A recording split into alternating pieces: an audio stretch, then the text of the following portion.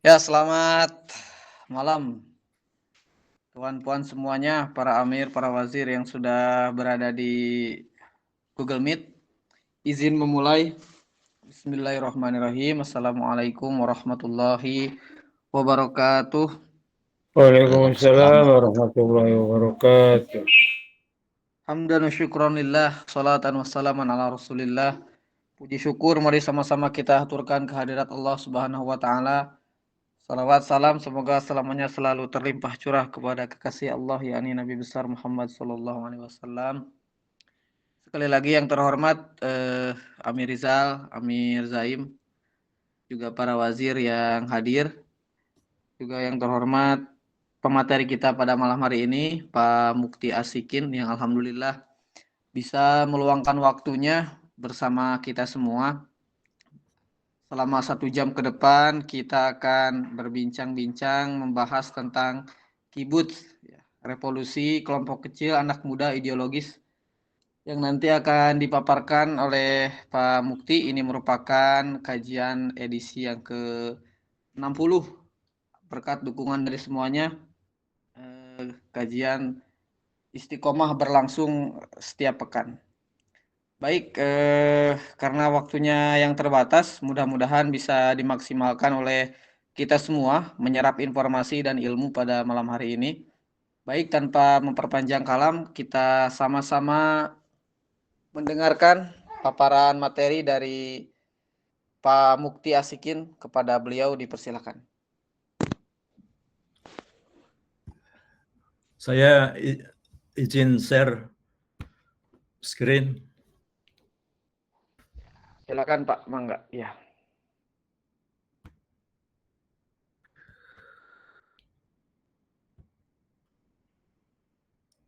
Sudah terlihat ya? Ya, terlihat.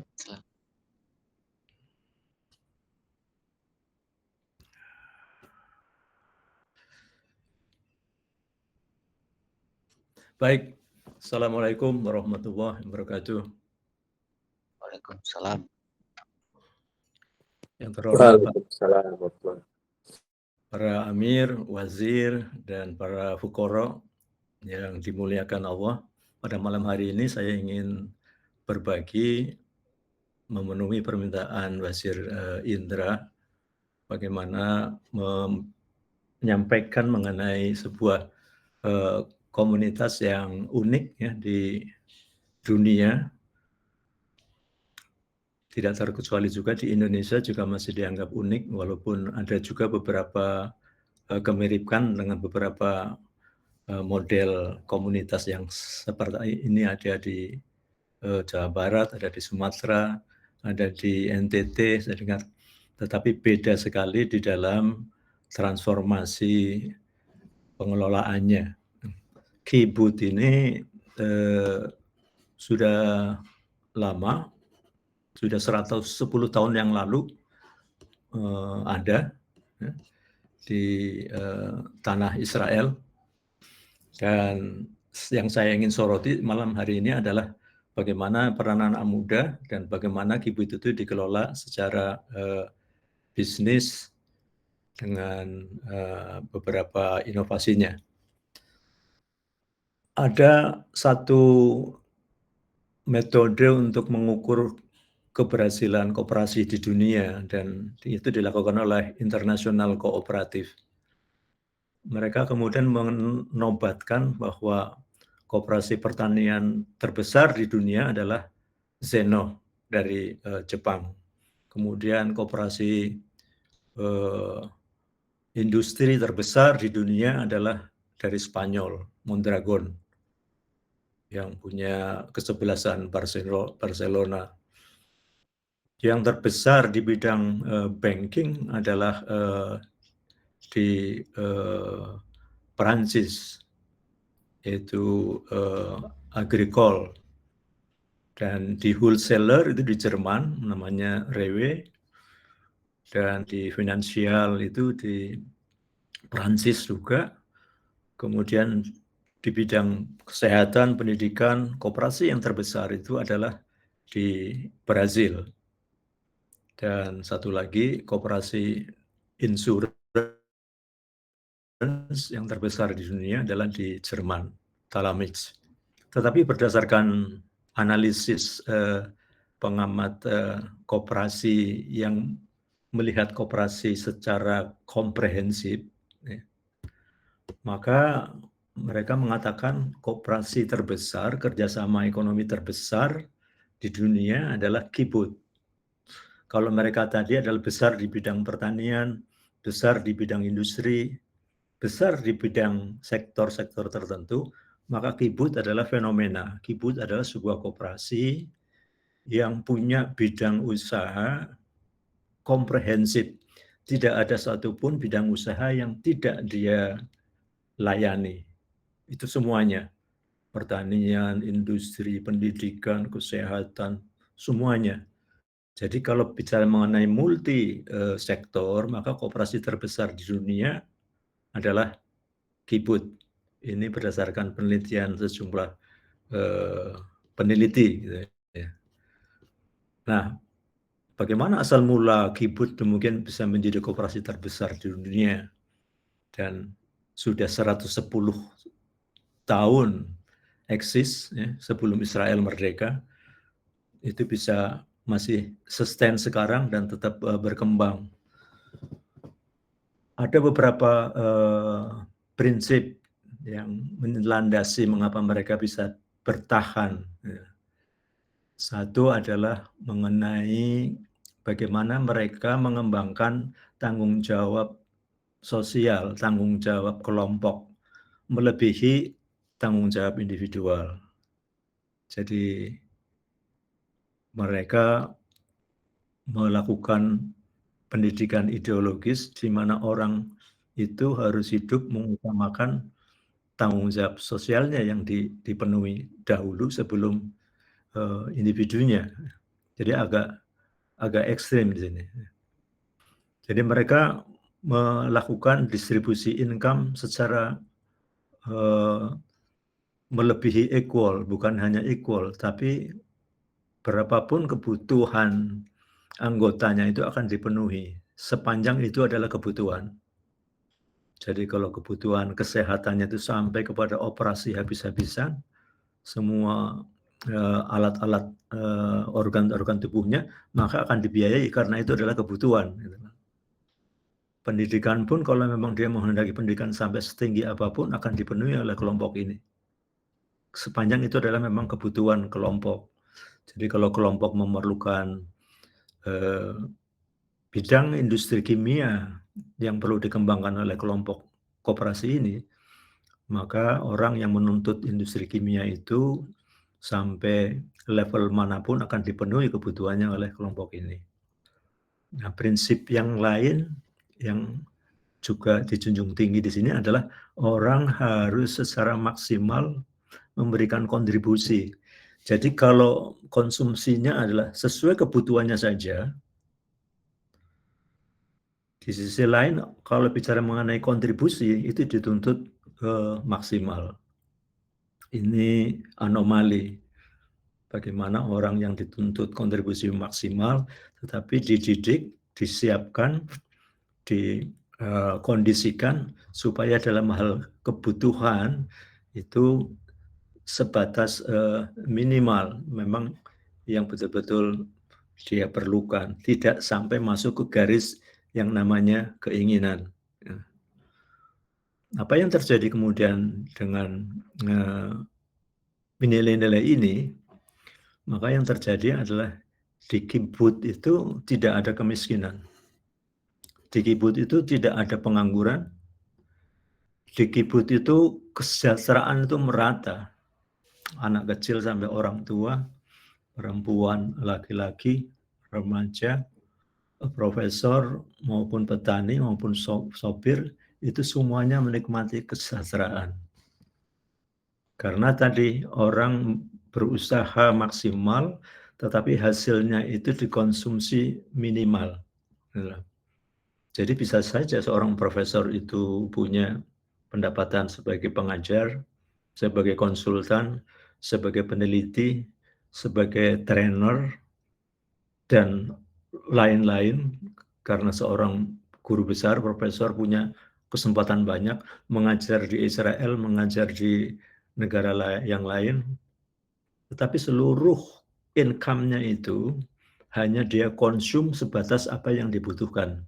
Satu laptop, satu rumah kecil, TV standar, itu saja, tidak lebih. Tapi setiap saat dia mau ganti laptop bisa. Tapi tidak memiliki 3 laptop atau laptop yang sangat mewah, tidak seperti itu.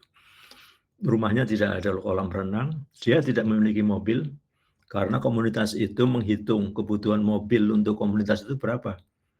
Hanya itu yang disediakan oleh komunitas. Orang tidak pernah kesulitan mendapatkan mobil, tetapi orang tidak memiliki mobil di garasinya. Orang bisa makan sangat cukup, kesukaannya terpenuhi, tapi orang tidak makan berlebihan.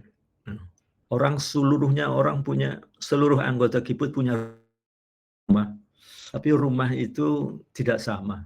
Yang 5 orang anggota keluarga tidak sama dengan yang hanya pasangan tidak memiliki anak. Di rumah itu sesuai dengan kebutuhan. Di Kibut keamanan 100%, rumah-rumah itu tidak terkunci. 24 jam pintu rumah itu tidak terkunci. Tertutup tapi tidak terkunci. Keamanan itu sangat terselenggara dengan baik. Tadi saya katakan orang sakit tidak terbatas pengobatannya, pendidikan tidak terbatas levelnya. Kemudian ada kolaborasi antara tadi yang punya keahlian, yang punya tenaga saja, dengan yang punya kemampuan bisnis. 3 aktor ya, yang berkolaborasi. Kolaborasi ini melahirkan sebuah inovasi, karena teknologi, pengetahuan, temuan, itu langsung berada di lapangan dan langsung diterapkan di lapangan.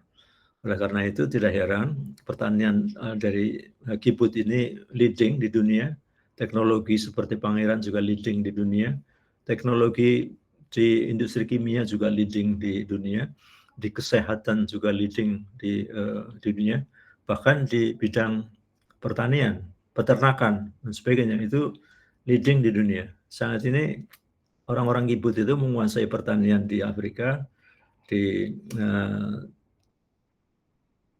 Asia, termasuk di Cina. Jadi orang-orang Kibut itu memandang heran kepada pemerintah Israel. Kenapa mereka masih memerlukan tanah, merebut tanah dari Palestina. Gitu. Padahal mereka sekarang ini sudah tidak memerlukan tanah untuk ekonominya. Kenapa? Karena mereka kemana-mana itu membawa teknologi, membawa pengetahuan. Jadi kalau peternakan sapi misalnya, dia hanya membawa pengetahuan, lahannya bisa di Cina, bisa di Amerika Latin, bisa di negara-negara Arab. Mereka semuanya membutuhkan teknologi itu. Jadi mereka tidak perlu lagi sebetulnya mengenai lahan itu. Jadi di Israel itu terbelah. Sekarang ini terbelah, nyaris terbelah rata 2 ya, antara yang pro perdamaian dengan yang pro peperangan. Nah, Kibut ini adalah wilayah yang unik. Di situ itu sama sekali tidak ada kekerasan. Di situ itu hadir berbagai macam komunitas yang anggota-anggotanya adalah ada Kristen, ada Yahudi, ada Islam, ada yang ateis, macam-macam dalam sebuah komunitas hidup secara damai. Tadi saya sampaikan tidak ada kemiskinan, tidak ada pengangguran, kesejahteraan yang ada.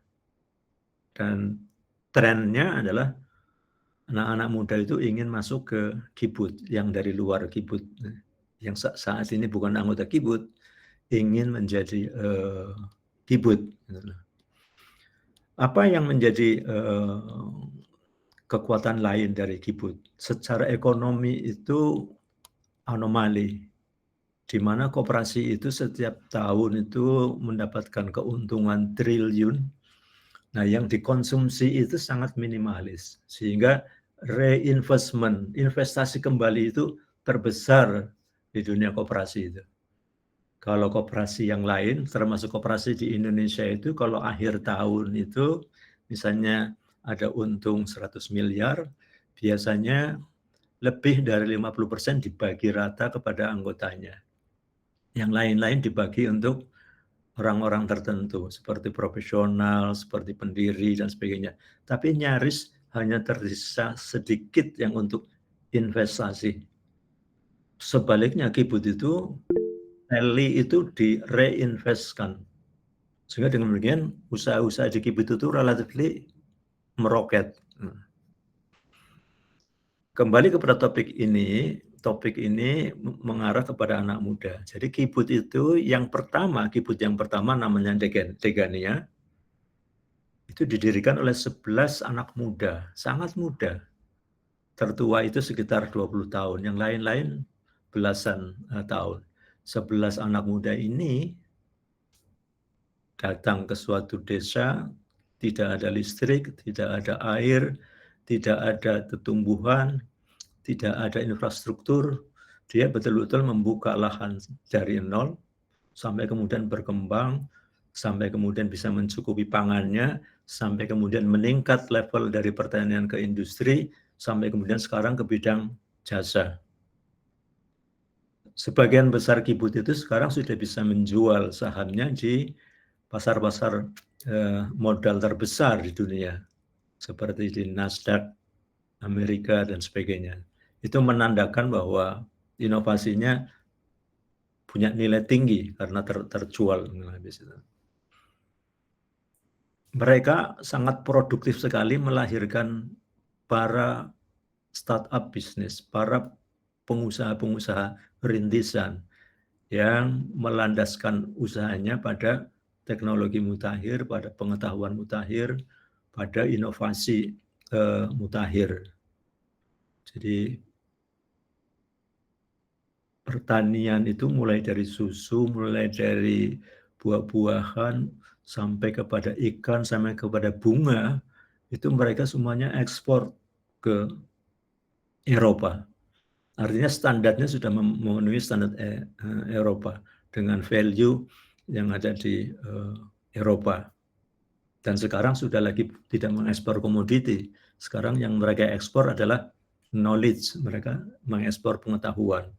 Pengetahuan perbenihan, pengetahuan mengenai penanggulangan hama, pengetahuan mengenai pengolahan lahan, pengetahuan mengenai antariksa, pengetahuan mengenai teknologi persenjataan, teknologi mengenai energi terbarukan. Semuanya sekarang sudah pada level komoditinya adalah teknologi dan pengetahuan. Yang menarik dari kibbutz ini adalah mereka sejak berdiri itu mereka menggunakan tangannya untuk menghasilkan. Mereka merasa berdosa ketika waktu dulu di Eropa dikenal sebagai kaum borjuis, gitu, yang tidak mengenal bagaimana mengolah tanah. Mereka ingin mengubah kesalahan yang dulu itu dengan melakukan cocok tanam, dengan berbudidaya untuk menghasilkan makanan yang dia konsum maupun makanan yang dia ekspor. Jadi hampir semua kibbutz itu bisa memenuhi kebutuhan pangan, kebutuhan perumahan, kebutuhan sandang, kebutuhan pendidikan, semuanya dipenuhi oleh mereka sendiri. Sampai hari ini tidak ada satupun kibbutz yang bankrupt. Jadi sekarang itu ada sekitar 250-an lebih kibbutz, masing-masing itu masing-masing kibbutz ada yang anggotanya hanya 250 sampai ada yang sampai 15.000, 20.000 anggota itu. Jadi total sekarang ini kibbutz memasuki aneka usaha di bidang industri, jasa, wisata, pertanian itu mulai mengecil. Karena pertanian tadi saya sampaikan sekarang sudah pada level komoditinya adalah pengetahuan, teknologi, dan inovasi. Kalau ada masih memerah susu, kalau masih ada menanam buah-buahan, sayur, dan sebagainya, sebatas lebih banyak adalah untuk konsumsi lokal. Ya. Sementara yang diekspor adalah knowledge, pengetahuan. Apa yang menjadikan mereka tetap eksis setelah 110 tahun?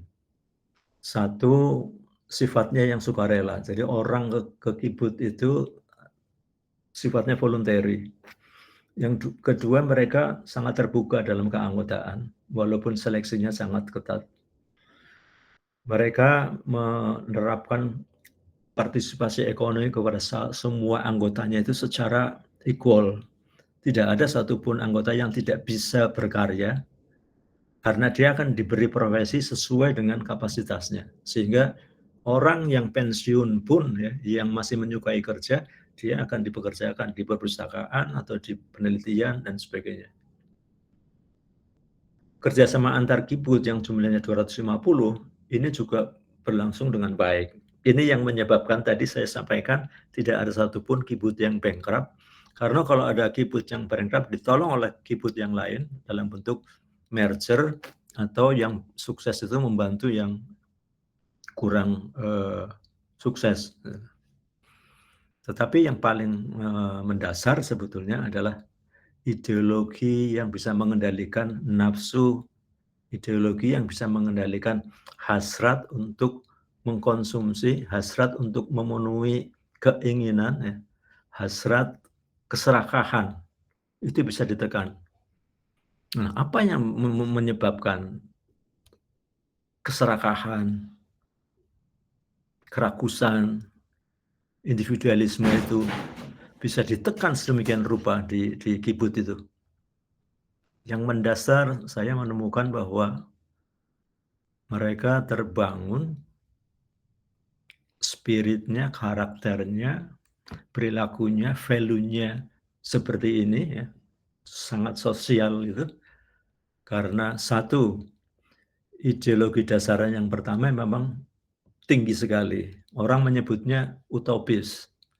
Jadi kibbutz itu di dunia dikenal sebagai kaum utopian, kaum yang utopis. Apa utopian yang mereka ingin capai?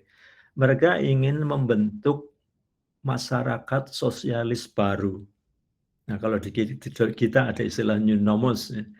Mereka ini ingin membangun kaum sosialis yang sangat ideal, yang bukan sosialisme di Eropa, sosialisme di Amerika Latin, atau sosialisme di Asia. Mereka betul-betul ingin membangun masyarakat sosialisme yang baru. Jadi semua kejelekan kaum sosialisme di berbagai dunia mereka koreksi. Nah, itulah yang menjadikan mereka dapat sebutan sebagai kaum utopian. Tetapi filsuf Martin Buber mengatakan mereka memang utopis, tetapi sebagian utopia mereka itu ternyata bisa direalisir. Jadi menurut Martin Buber, filosof yang sudah almarhum, mereka melakukan eksperimen yang berhasil. Mereka melakukan uji coba yang berhasil, walaupun tidak 100% gitu. Misalnya mereka sebetulnya ingin mempengaruhi politik. Saat ini mereka tidak mampu mempengaruhi politik di Israel dengan baik. Tetapi bidang-bidang yang lain, khususnya untuk mensejahterakan anggota, itu tercapai. Makanya Martin Buber dan kaum peneliti yang lain, pengamat yang lain mengatakan Marx bisa menangis kalau melihat kibbutz. Maksud saya Karl Marx. Karl Marx bisa menangis kalau melihat kibut. Karena impiannya itu sebagian bisa ditunaikan oleh kibut ini. Nah, kaum muda ini sejak awal membentuk karakternya melalui pendidikan yang dia bangun sendiri. Jadi sejak anak di kibut lahir, maka orang tua itu tidak otomatis bisa mengasuhnya. Karena di kibut itu sebagai komunitas kemudian membentuk sebuah desain pendidikan yang kurikulumnya, yang gurunya, yang semua dimensinya itu dia create sendiri supaya anak yang lahir, yang besar, yang tumbuh dewasa itu akan menjadi kader kibut. Nah, inilah yang menjadi benteng, inilah yang menjadi aktor pemelihara continuity dari kibut. Jadi akar dari semuanya ini sebetulnya adalah pendidikan kibut yang sangat spesial, yang sangat extraordinary. Jadi pendidikan di kibut ini menjadi luxury dalam arti dia berhasil menanamkan karakter sosial. Sehingga banyak sekali orang Israel yang bukan anggota kibut mencoba untuk memasukkan anaknya bisa sekolah di kibut. Kibut terbatas, tidak bisa menampung semuanya, tapi sebagian bisa ditampung. Jadi pendidikan di kibut itu bisa melahirkan kader politik, kader militer, kader ekonomi, kader sosialis, banyak sekali jenderal-jenderal, banyak sekali kaum akademisi, guru besar, profesor yang lahir dari sekolah-sekolah kibut. Jadi kibut itu menjadi ladang rebutan untuk mendapatkan kader karena inti dari pendidikan yang sangat sosialis itu. Terjadilah sebuah revolusi ibu-ibu, jadi mother revolution, di mana ibu-ibu berteriak tidak rela kalau anaknya terlalu dini diserahkan kepada lembaga pendidikan kibut. Yang semula sejak dini itu sudah dipisahkan, sekarang ada perubahan, mulai bisa diasuh oleh ibunya, sangat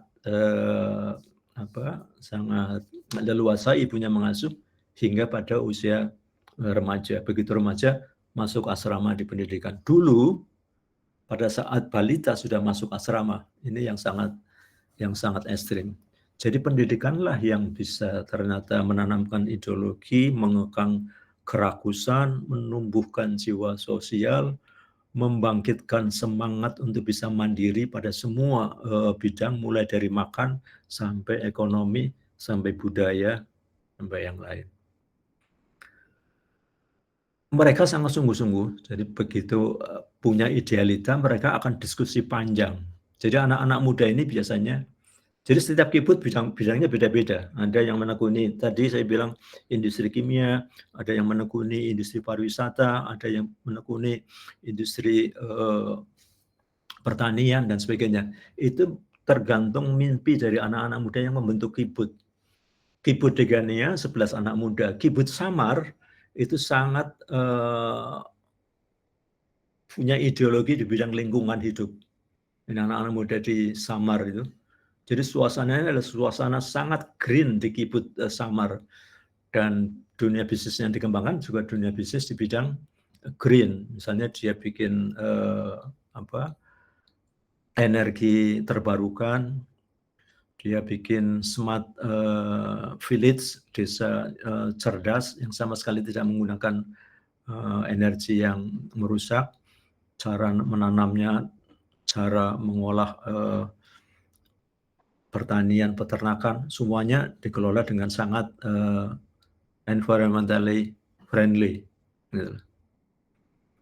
Nah, pada umumnya karena sangat ideologis itu, mereka biasanya kemudian tidak puas dengan satu kibut yang biasanya mulai ada kompromi, biasanya mulai ada penyimpangan nilai-nilai walaupun tidak fatal. Anak-anak muda ini kemudian biasanya melakukan panggilan kepada anggota kibut yang lain yang masih muda untuk membentuk kibut baru.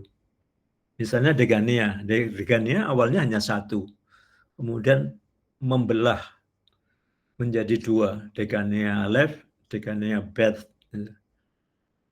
begitu mulai membesar, begitu ada banyak kompromi, maka anak-anak muda yang sangat idealis biasanya kemudian melakukan panggilan untuk membentuk kibut baru.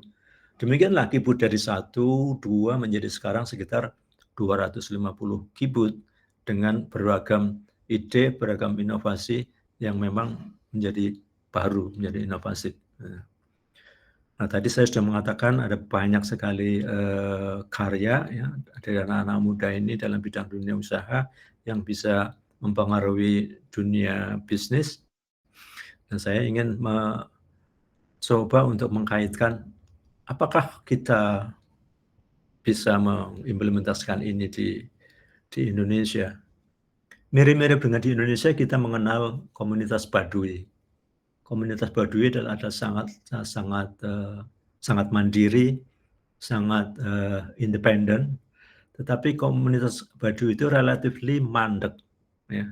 Nah, sebaliknya kalau di sana itu setiap hari ada para peneliti di lapangan, mulai dari peneliti non gelar sampai peneliti akademik, ya, profesor, doktor dan sebagainya, itu sehari-hari berada di lapangan, sehari-hari selalu memikirkan besok bisa menjadi lebih baik, besok lusa bisa menjadi lebih baik enggak? Sehingga mulai dari pembenihan, olah tanah, hampir selalu berlomba inovasi itu.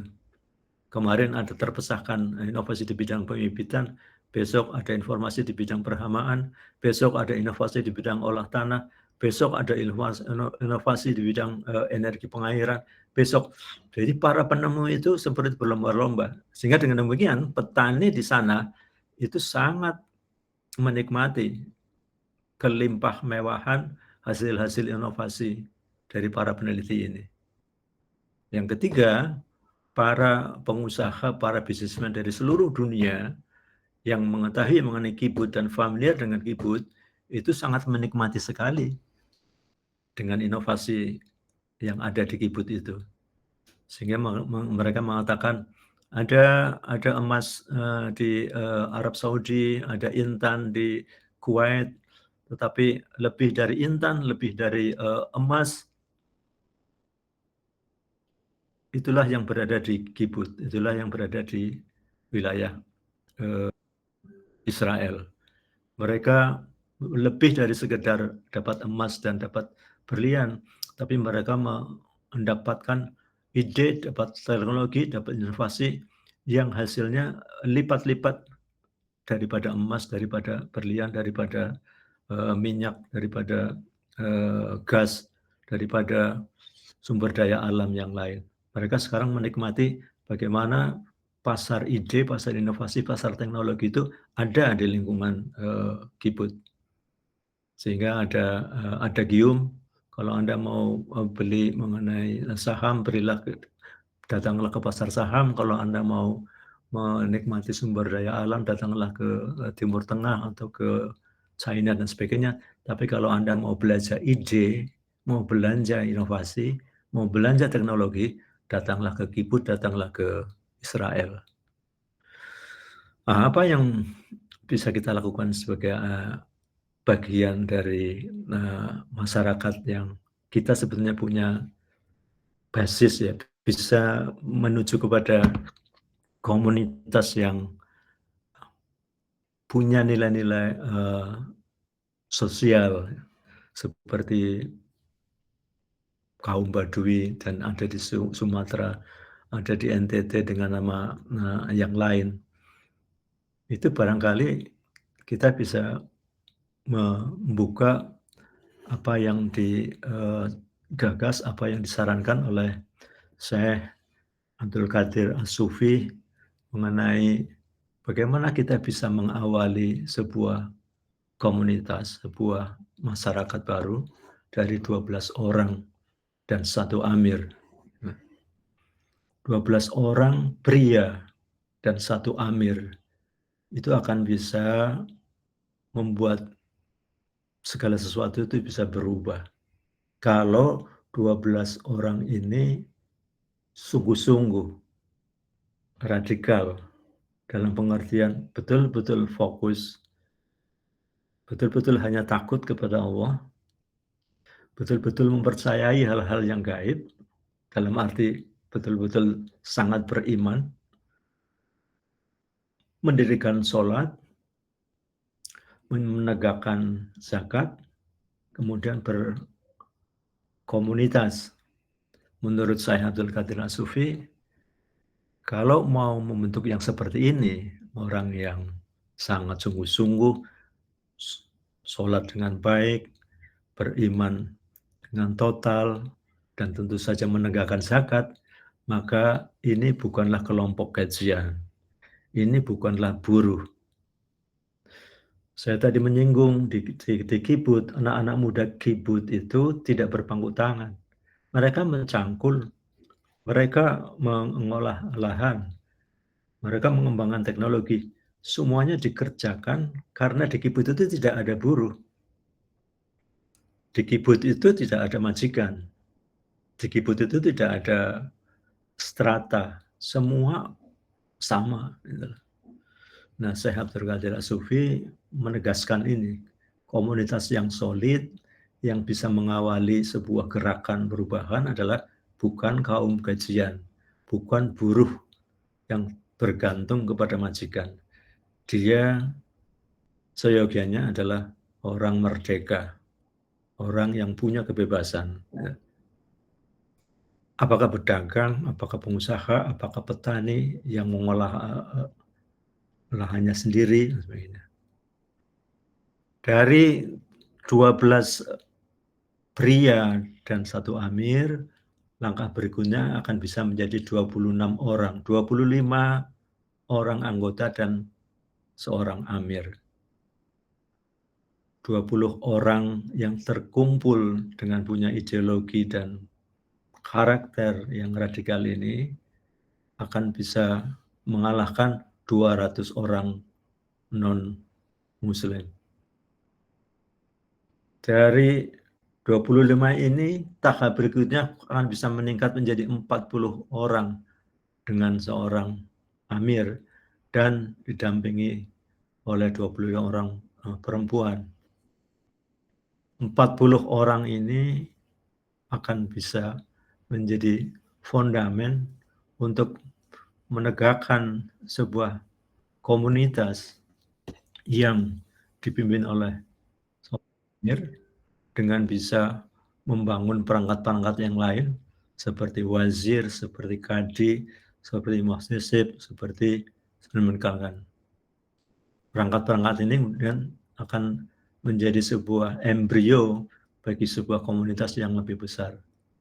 Dan tahap yang keempat, ketika sudah memasuki jumlah komunitas 100 orang, yang dinisbahkan bahwa 100 orang akan mampu mengalahkan 1000 kafir. Disitulah maka perlu kemudian didirikan masjid, didirikan pasar, didirikan pertanahan, diselenggarakan kafilah dagang. Disitulah sebuah komunitas yang mandiri, komunitas yang independen, komunitas yang sulit, yang solid akan menjadi tercapai. 4 tahapan dari 12 kemudian menjadi 26, kemudian menjadi 40, dengan kemudian menjadi 100. Harap diingat dimulai dari 12 orang pria yang punya keimanan yang tinggi, punya kesungguhan yang tidak diragukan lagi, dan punya semangat untuk berdakwah membentuk komunitas jamaah yang baru. Syekh Abdul Qadir As-Sufi menyebut pertanahan itu pada level yang keempat ketika sudah mencapai 100 orang. Saya tidak tahu kenapa demikian. Di kibut itu hampir seluruh kibut akan dimulai dengan mengolah tanah untuk pangan supaya mandiri, memenuhi perumahan, memenuhi sandang, memenuhi teknologi yang mendukung kebutuhan-kebutuhan itu. Jadi olah tanah itu menjadi prioritas yang pertama.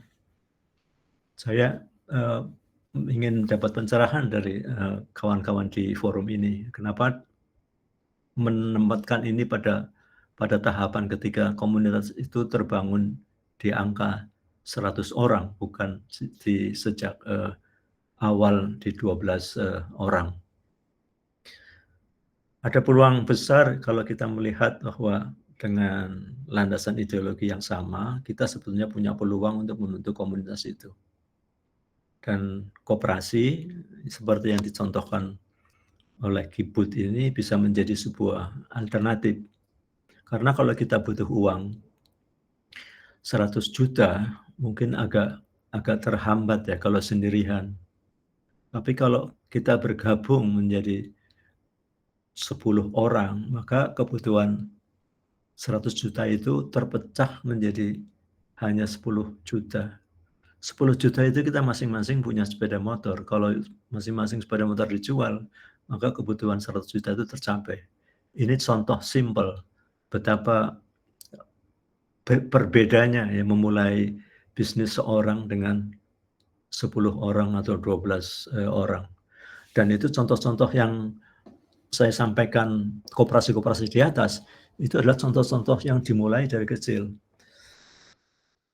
Para fukara bisa membuka dokumen, misalnya koperasi Mondragon yang bisa memiliki rumah sakit, bisa memiliki perguruan tinggi, bisa memiliki industri, bisa memiliki klub sepak bola besar seperti Barcelona yang menggaji Lionel Messi mahal sekali. Itu diawali oleh 5 orang pemuda tamatan SMK pada tahun 1956 di Spanyol, dimentori oleh seorang pastor. Kalau kita melihat kesuksesan Grameen Bank di Bangladesh, itu juga dimotori oleh anak-anak muda, mahasiswa yang menjadi murid dari Profesor Muhammad Yunus. Ini juga anak-anak muda dan Profesor Yunus sangat ideologis dan sangat radikal. Anak-anak muda itu bertahun-tahun tidak boleh pulang ke kampusnya. Jadi yang namanya kerja lapangan itu sampai kepada sukses membangun institusi keuangan, dan institusi keuangan yang dibangun Grameen Bank itu ditujukan adalah untuk kaum miskin perempuan.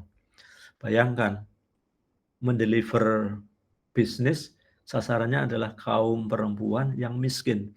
Ternyata Grameen Bank menjadi fenomena, menjadi bank terbesar di dunia yang meminjam uang tanpa agunan, yang meminjam uang dengan uang receh, yang meminjam uang orang-orang lemah, yang tidak hanya diberi uang tapi diberi pelatihan dan sebagainya, dan bisa mengembalikan pinjaman, bisa mengembangkan usahanya. Demikian contoh Mondragon di Spanyol, contoh Grameen Bank di Bangladesh, bahkan juga contoh di Indonesia. Ahmad Dahlan usia 15 tahun pergi ke Saudi pada usia 15 tahun. Selama 5 tahun mukim di Saudi, kemudian pulang. Remaja usia 20 tahun. Berkarya 5 tahun, kemudian pergi lagi ke Saudi, dan pulang lagi. Dia membentuk kelompok kecil di rumahnya, kelompok pengajian kecil di rumahnya. Dari kelompok pengajian kecil di rumahnya itulah Kiai Dahlan bisa melakukan mentoring kepada murid-muridnya untuk mendirikan panti asuhan, untuk mendirikan sekolah sendiri, untuk bisa menyantuni anak yatim, dan sekarang menjadi fenomena. Muhammadiyah adalah organisasi yang ditaksir kemarin itu kekayaannya sudah mendekati 1.000 triliun. Cash-nya saja sudah sekitar 200 triliun. Perguruan tinggi yang dimiliki sudah lebih dari 120, sekolahnya puluhan ribu, dimulai dari sekolah di rumahnya, dimulai dari uang pribadinya. Sama Muhammad Yunus juga seorang profesor, dimulai dari uang dari dompetnya, bukan dari kampusnya, bukan dari pinjaman. Dimulai dengan anak muda yang masih statusnya mahasiswa. Di Mondragon yang Spanyol itu lebih fenomenal lagi karena yang memulai adalah 5 orang anak lulusan SMK yang kini bisa melahirkan sebuah bisnis dengan skala dunia. Demikian kira-kira pengantar. Ada harapan tadi saya menduga-duga ya, kenapa ketahanan pangan tidak menjadi awal dari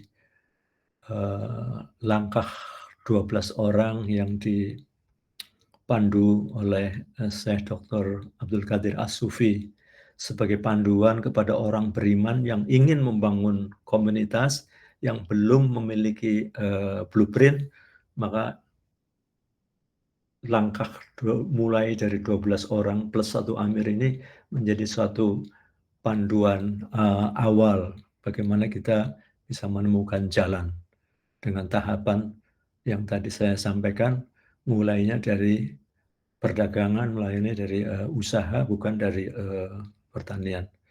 Catatan kecil dari saya, mudah-mudahan dapat feedback dari para hadirin di sini. Terima kasih, saya kembalikan kepada moderator. Mohon maaf jika ada kekhilafan.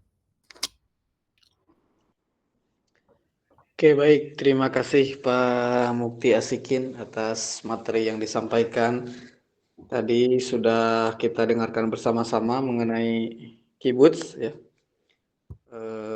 Revolusi kelompok kecil anak muda ideologis yang luar biasa tadi.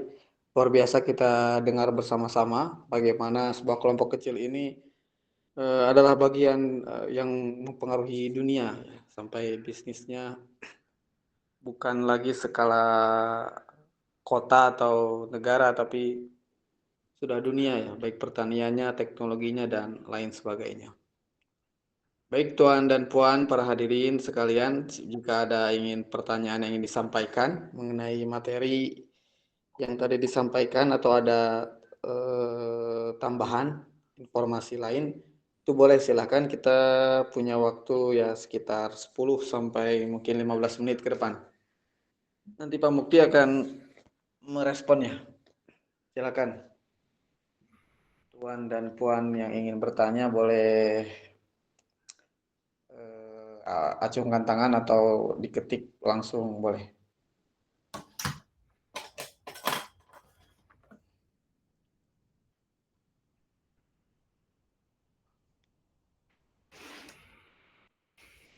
Silakan para tuan puan semuanya yang ingin bertanya.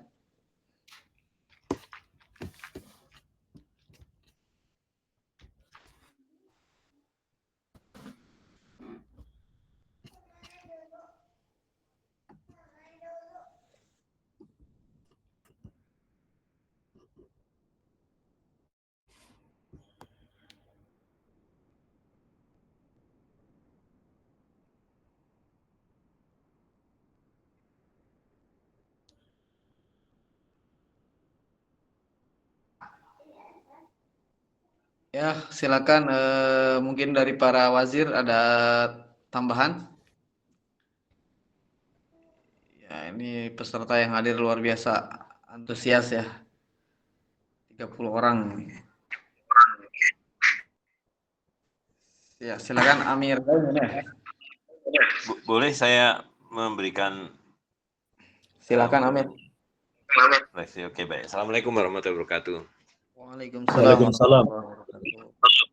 Mendengarkan uraian Pak Mukti ini, kalau bahasa Inggrisnya itu stunned gitu ya, atau stun, nggak tahu nih pronounce-nya. Jadi speechless lah, gitu. Karena sesuatu yang mungkin menjadi keinginan sebagian besar orang lah ya kan, bagaimana hidup dengan penuh kasih sayang bersama-sama gitu.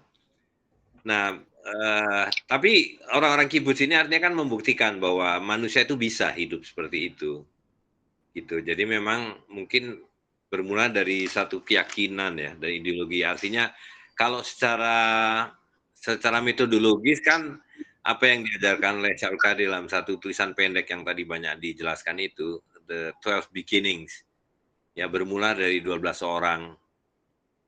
Dan angka 12 orang itu saya kira Syekh Qadir mengambil misalnya dari Hawariyun ya kan, dari murid-muridnya Nabi Isa yang membentuk satu kelompok orang lah gitu. Nah, saya kira Syekh Abdul Qadir memberikan panduan itu juga setengahnya metaforis, setengahnya realistik gitu ya. Dimulai dari 12 orang, yang kemudian menjadi 25 orang sesudah bersuami istri. Kemudian Syekh Abdul Qadir mengambil angka 40. Angka 40 ini juga saya kira banyaklah dalam sirah kita ya. Tapi juga misalnya Imam Syafi'i kan mengambil angka 40 sebagai satu neighborhood gitu. Yang kemudian dari 40 itulah sebuah masjid sudah mulai bisa didirikan.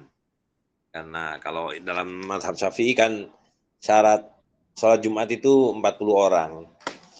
Nah, sesudah ada masjid, sudah barang tentu kemudian ada pasar, ada baitul mal, dan seterusnya sampai mencapai 100 orang.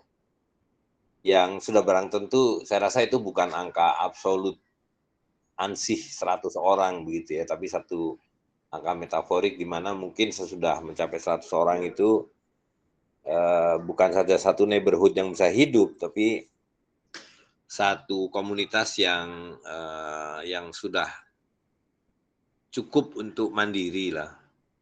Nah, tapi kembali ke soal bagaimana hal itu bisa terjadi, ini kan saya rasa ya kalau kita lihat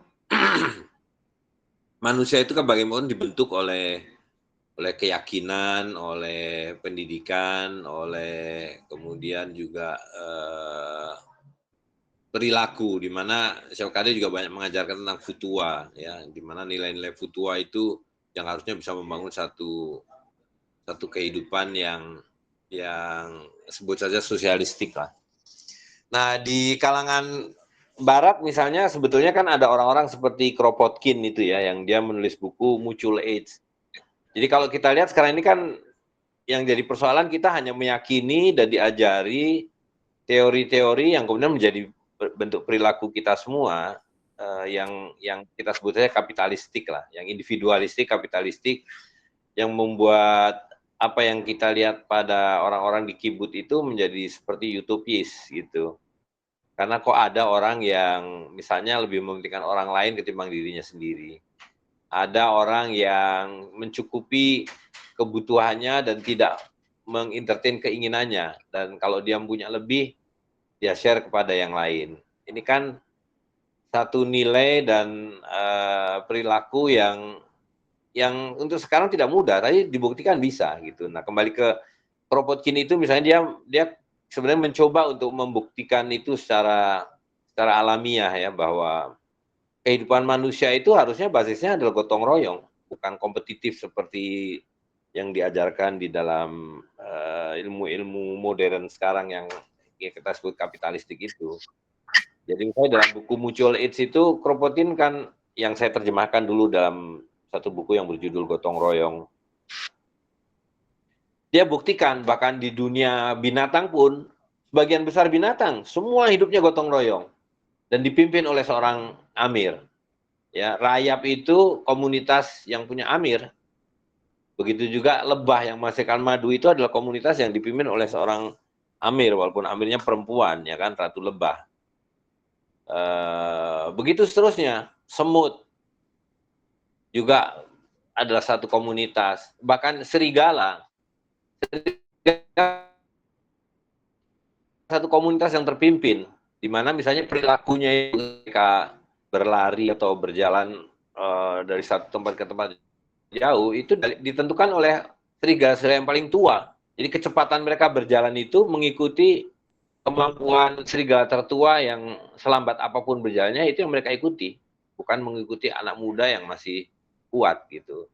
Nah, yang ingin saya katakan dengan mengutip Kropotkin itu adalah bahwa sesungguhnya fitrah manusia itu adalah berjamaah, dan bukan sekedar berjamaah, tapi dia sosialistik lah. Segala sesuatu itu dimiliki dan dinikmati bersama. Nah, di dalam Islam, syariat Islam itu kan semuanya begitu, gitu ya. Saat ini yang punya konsepsi tentang common interest itu, misalnya common property,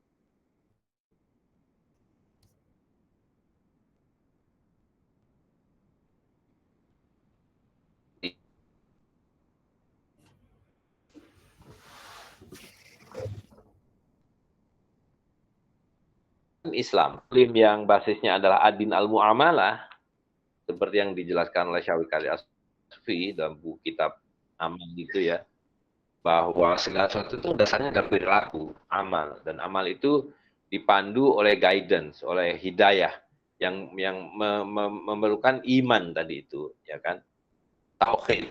Nah, jadi sekarang ini semua rusak di kalangan kita ini, kalangan Muslim terutama, ya kan, di mana tidak ada futua, tidak ada tauhid bahkan, dan semua Islam itu dipandang sebagai exercise intelektual, akademik, jadi teori, gitu. Semua diteoritisasi dan tidak diamalkan sebagaimana yang seharusnya. Nah, jadi tantangan kita memang disitulah bagaimana kita memulai kembali dari awal, ya. Dan Syaikhul Qadir selama 50 tahun mencoba menginisiasi kembali, ya kan, dia mengajarkan berjamaah yang sampai hari ini nggak ada satu Muslim pun yang mengamalkan itu, kecuali kita yang sedang mencoba untuk berjamaah, membentuk amirat, mentaati apa namanya kesepakatan-kesepakatan atau ketentuan-ketentuan yang seharusnya dilakukan, ya, termasuk misalnya dalam konteks dinar, dirham dan seterusnya. Gitu. Jadi memang saya rasa kita harus mengawalinya ya dengan 12 orang itu, dan kalau tidak ada 12 orang ya mungkin 8 orang. Tidak ada 8 orang, 6 orang. Tidak ada 6 orang, 4 orang. Tapi harus ada yang memang memulai, yang kira-kira kalau digambarkan itu malam hari adalah berzikir, siang hari berjibaku, menegakkan syariat Islam. Gitu. Itulah sebabnya pengajaran Syaikhul Qadir adalah menyatukan syariat dan hakikat. Gitu. Jadi nggak ada gunanya itu wirid tiap hari, baca zikir tiap hari, kalau tidak punya keinginan untuk mengubah kondisi syariahnya gitu, artinya kondisi kehidupan sehari-hari. Begitu juga sebaliknya, akan sia-sia kita berusaha untuk mengubah kehidupan masyarakat dengan berbagai kegiatan sosial, dengan berbagai penegakan aturan-aturan, kalau tidak dibarengi dengan ketundukan, kepatuhan kita, dan ketawaduan kita di hadapan Allah SWT, dengan setiap saat mengagungkan asma Allah, dengan setiap saat membaca Al-Quran, dengan setiap saat bersolawat gitu. Tapi lagi-lagi semua itu dimulai secara berjamaah. Itu saya kira itu mungkin tambahan-tambahan dari saya ya, yang memang ini tantangan besar bagi kita semua, dan saya menghimbau, marilah kita kembali upayakan untuk bukan sekedar berkumpul, tapi membangun jamaah ini yang sebenarnya. Jadi mungkin ya kibut itu bisa menjadi cermin bagi kita, ya kan, walaupun jauh dan tidak begitu kita kenali. Tapi kehidupan hari ini sudah semakin imperatif lah bagi kita ya, semakin mengharuskan kita untuk menjalani itu. Kalau tidak, kita habis, kita dilibas di dalam mulukan jabrian yang makin menindas, makin memberatkan, makin membuat kita semakin tidak bisa bernafas, apalagi mau tunduk patuh pada Allah SWT gitu. Saya kira itu mungkin Kang Badir Indra dan Kang Ilham ya, mungkin tambahan saya jadi terlalu panjang juga ini karena begitu mendasarnya persoalan kita ya. Mudah-mudahan kita semua diberi kekuatan dan inspirasi lah. Ya kalau Ashabul Kahfi itu kan doanya, ya Allah berikanlah hidayah miladunka rahmah, ya kan, yang langsung laduni. Jadi kita harus memohon kepada Allah SWT untuk mendapatkan ilmu laduni yang tidak ada penghalang dari siapapun kecuali dari Allah SWT untuk memberi kita pemahaman dan kekuatan untuk mencoba menjalankan ini. Tidak ada orang lain yang bisa kita harapkan. Gitu. Jadi ya marilah semampu kita, ya kita embanlah tanggung jawab ini untuk ya kita nggak usah melihat Nabi Musa bagaimana bermisi membebaskan Bani Israel dari perbudakan Fir'aun, tapi hari ini kurang lebih sama lah.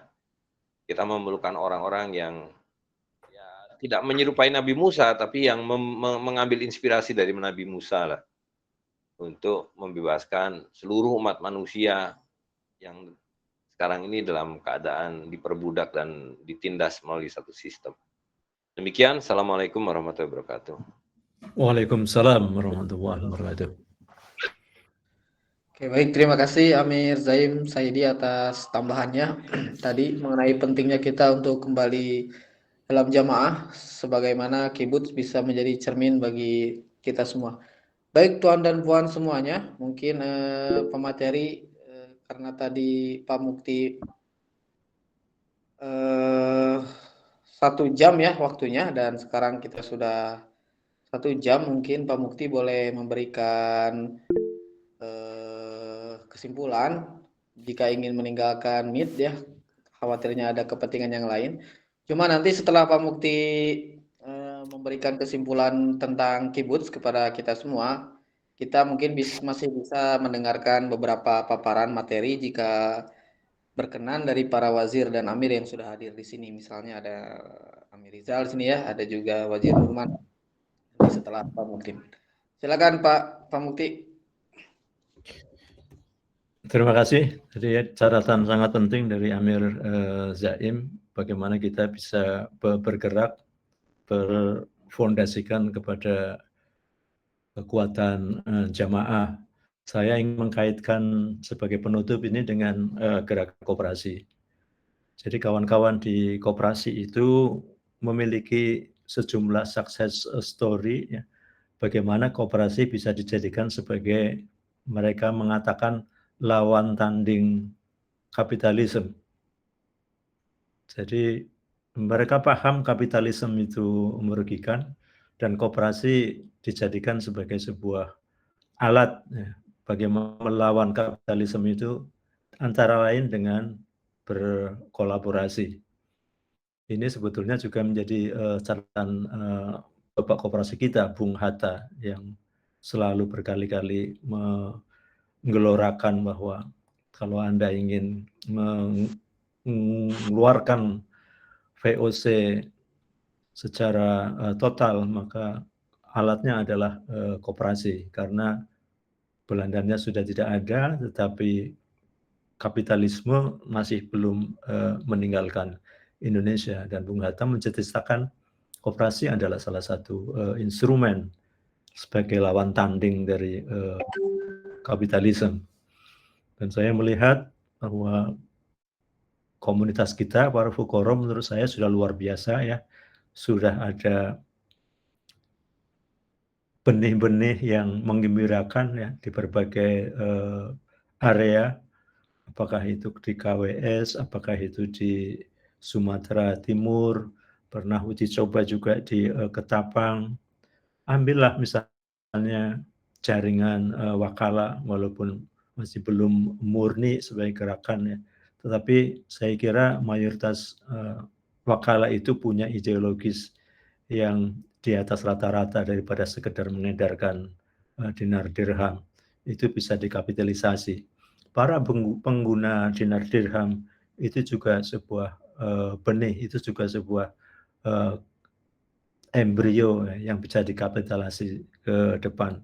Bentuk-bentuk kerjasama antar kita, antar fukara, antar wakala, antar kampung-kampung wakaf, menurut saya itu adalah sebuah eksperimen yang perlu dilakukan.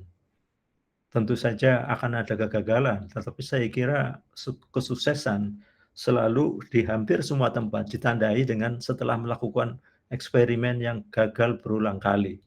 Ada yang sampai puluhan, ada bahkan sampai ratusan. Jadi menurut saya tidak ada yang harus sekali langkah kemudian selesai. Sekali langkah barangkali perlu diulang dengan langkah-langkah yang lain sampai kepada tercapainya tujuan kita. Embrio itu menurut saya menggembirakan. Embrio itu menurut saya sudah ada tanda-tandanya di komunitas fukara kita di Indonesia. Mudah-mudahan apa yang kita ikhtiarkan bisa tercapai kalau melihat sejumlah koperasi di dunia yang diawali dengan kaum lemah. Contoh sebagai catatan terakhir di Singapura. Di Singapura itu retail itu dikuasai oleh koperasi, dan koperasi itu adalah milik konfederasi para buruh. Jadi organisasi serikat buruh di Singapura bersatu kemudian membentuk usaha bersama dalam bentuk koperasi yang namanya fair price, harga yang adil. Jadi supermarket di Singapura itu 60% lebih dikuasai oleh kaum buruh dalam bentuk koperasi, federasi di antara organisasi buruh. Ini menandakan bahwa kaum buruh, kaum lemah bisa menjadi lawan tanding kapitalisme. Sementara di kita di Indonesia ini pelan-pelan saya kira retail kita hanya dikuasai oleh 2 perusahaan besar, Indomaret dan Alfamart. Tetapi dengan melihat negara tetangga kita yang menggunakan kendaraan koperasi, bisa dijadikan sebuah contoh bagaimana kolaborasi, bagaimana kerjasama antar kaum lemah sekalipun, antar buruh sekalipun, ternyata bisa menjadi lawan tanding kapitalisme yang dijadikan catatan oleh Muhammad Hatta. Terima kasih, mohon maaf. Billahi taufiq wal hidayah. Assalamualaikum warahmatullahi wabarakatuh.